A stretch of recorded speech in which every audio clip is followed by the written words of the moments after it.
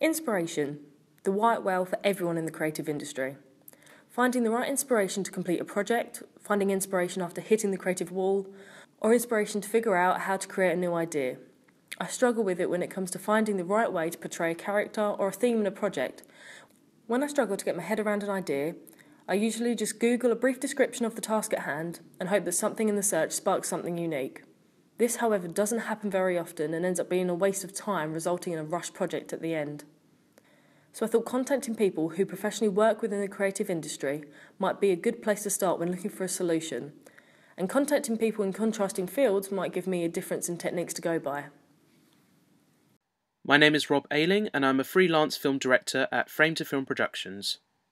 How I come up with dialogue or characters for the screenplay sounds strange. Due to my background in drama from secondary and sixth form years, I tend to stand and improvise characters and situations on the spot, and sometimes in front of a mirror. I usually improvise with actors in rehearsals to create fresh new material for the screenplay, as well as give them the freedom to explore their characters. As a sound designer, it was a little bit more different. Someone would task you with a sound they wanted to be created and you would have to create it. Someone hit someone in the face with a shovel. I used to sit down and watch the scene, get my mindset, or investigate different sounds of shovels hitting different objects. So watermelons or maybe like balls of lettuce. Anything that gives that nice sort of organic crunch sound. And so it's not just a simple case of just hitting things with shovels. You'd have to really think what best to portray the sound of someone getting hit in the head.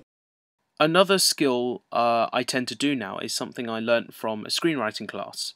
I take my DVD collection, I put it in a bag, and take 2 films at random and combine them together to make a film. For example, Driving Miss Daisy meets Die Hard. It's not only a fun game to play, but a great way to get the creative juices flowing when thinking of a new idea for a project.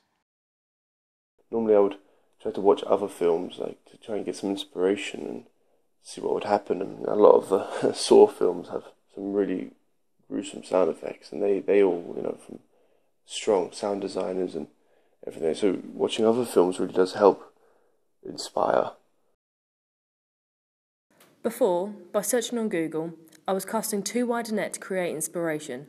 The technique of collaborating 2 existing ideas lets me narrow down my field enough to be influenced and yet have it develop into my own unique idea.